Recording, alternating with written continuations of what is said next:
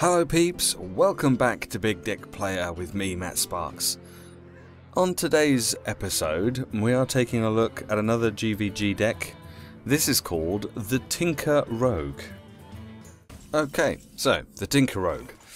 As per usual, there'll be a link in the description to this deck just below the video, so if you need to, you can go and check that out. I suggest you go and check it out anyway, and give it a plus rating, because it's a pretty cool deck.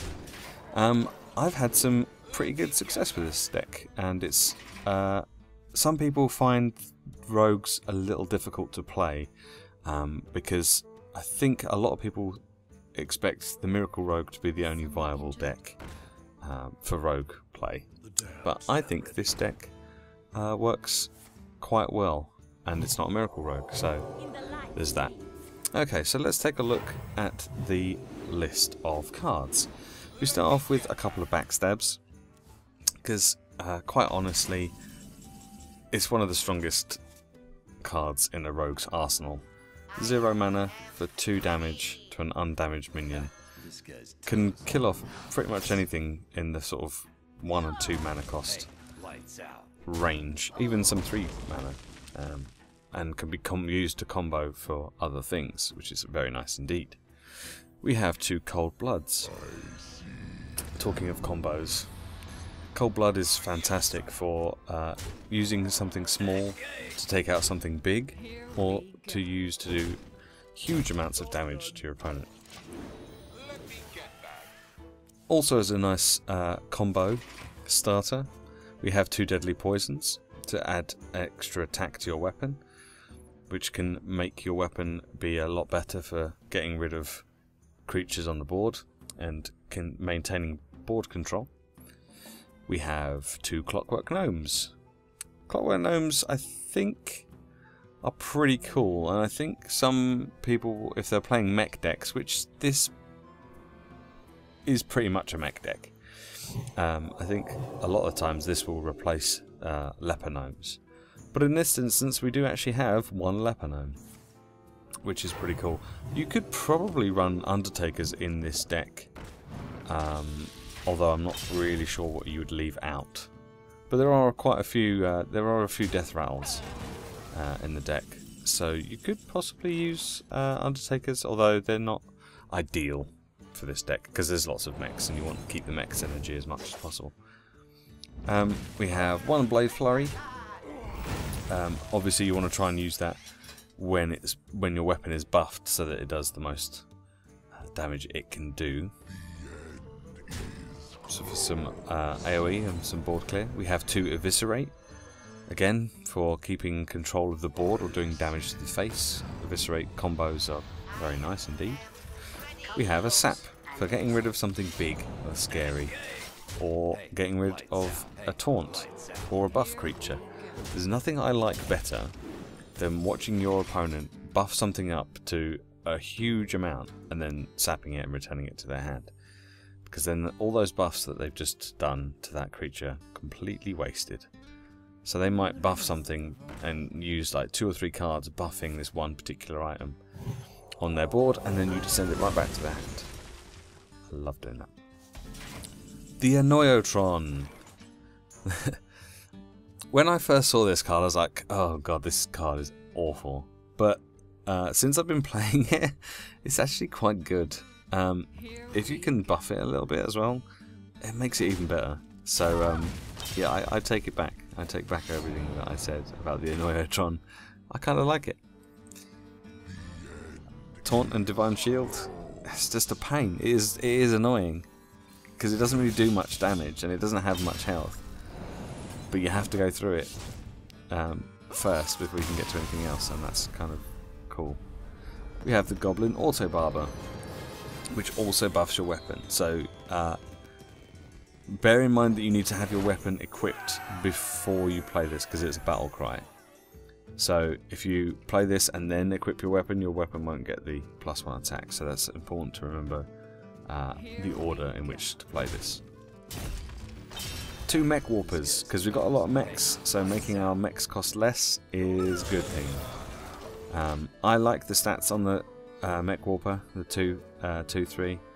Goblin Auto Barber is a 3-2, which is not as good in my opinion. I'd rather have the extra survivability. But the Mech Warper has, so that's fine by me. 2 Micro Machines. This can get out of control pretty quickly if it's not dealt with, so having this behind a taunt is really awesome. Because it's at the start of each turn, so when you first place it down, it's a 1-2. Then on your opponent's turn, it's a 2-2, and then by the time you get back to your turn, it's a 3-2. And it keeps going up and up and up. If you can buff this or hide it behind a taunt, it can do some damage, which is pretty nice. And it's only 2 mana, so you can normally trade up with the Micro Machine, which is awesome. We have 2 Iron Sensei. Now for 3 mana, a 2-2 is pretty rubbish, but the fact that you're playing lots of mechs makes this card pretty awesome. So at the end of each turn, at the end of your turn, it gives a friendly mech +2 attack and +2 health. Now, hopefully, you can't rely on it, but hopefully you can, with the spare parts that you get from the Clockwork Gnomes, if you can get one that gives something stealth, then giving this stealth was probably the best thing to do, because it's only a 2-2, so it's probably going to die fairly quickly, because your opponent's not going to want this buffing things, especially if you've got things like Micro Machines or even the Annoyotron. Giving an extra 2 attack and 2 health to the Annoyotron is just going to make it even more annoying than it already is. So yeah, if you can stealth it or give it extra health, I think that's a good idea. We have 2 SI7 agents, because they're a pretty solid card. A 3-3 for 3 is not too bad, but it does the 2 damage combo, which can be used to weaken things if we finish them off or to take them out completely, which is pretty nice. Just got to get those combos.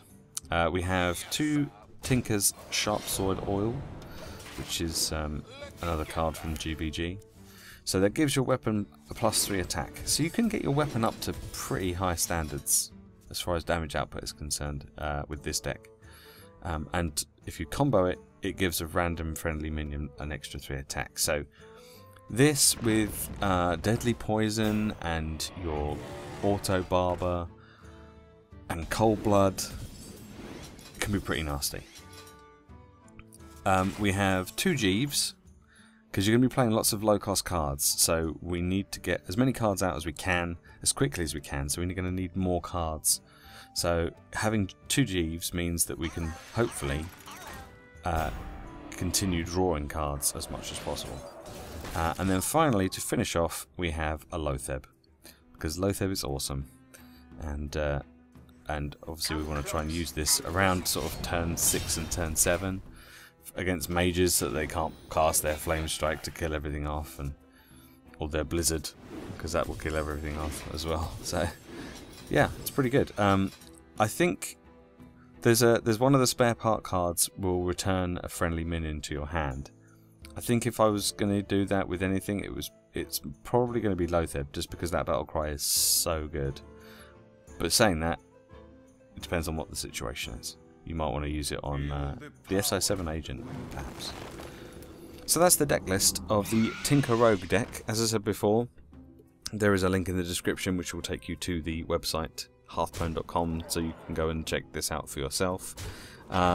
There is a bit of a write-up for how best to play, and some tips and some tricks and what to mulligan for. I would suggest trying to get some of your Clockwork Gnomes and Leper Gnomes out as quickly as you can, but obviously you might want to keep some of them for combos later on. So, but go over to hearthstone.com, give this a plus rating, and I shall see you again next week for some more Big Deck Player.